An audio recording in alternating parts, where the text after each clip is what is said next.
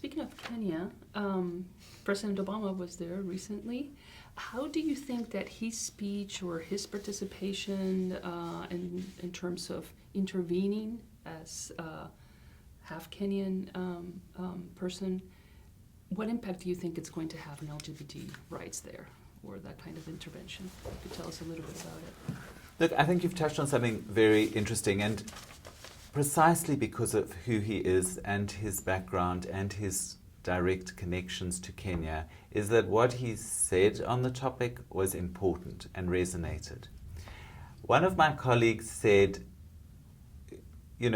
based on the amount of media attention only on will he or won't he, or what will he or what won't he say about gay rights in his visit to Kenya, you would think he's going to give a plenary at a conference on homosexuality, right? Because that's the intense focus is on this issue, at the expense of many other really pressing human rights issues within Kenya. But somehow this one became like the absolute focus. So that can have a negative too, right? Because the gay rights issue is one of many issues within Kenya. But having said that, I think that what he had to say on this was important because it's not as easily dismissed as if it came from somebody else, precisely because of his stature, his standing, and his personal connections to Kenya. So I think that it was an important statement that he made. We've seen other examples in which the statements by leaders have had negative consequences. They've had reactions that have been quite strong and quite negative.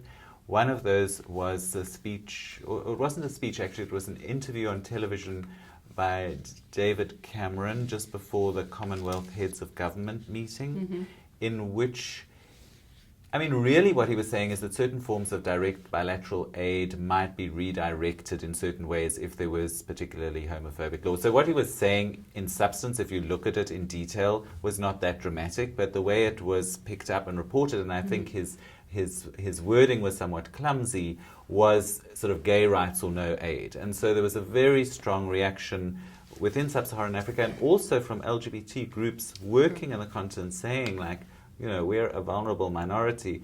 Are we going to be blamed also for a reduction of development aid? That's not going to make us any more popular than we already are. So just think about what you do and what you say.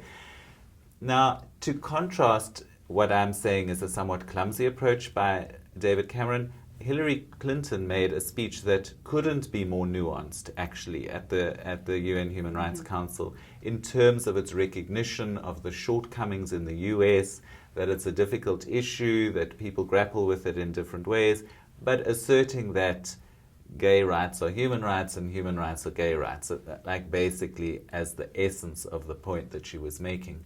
But that also brought about quite a negative reaction and an interpretation of it, again, to mean gay rights or no aid. And in fact, aid wasn't even on the agenda there. It was more about that the US government would support entities who are advancing the rights of LGBT people in different parts of the world.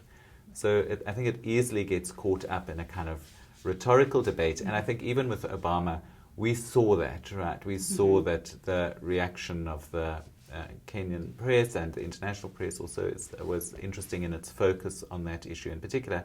And in some ways, the focus on the LGBT rights issue also lets the Kenyan government off the hook from attention to other human rights issues that are very pressing within Kenya.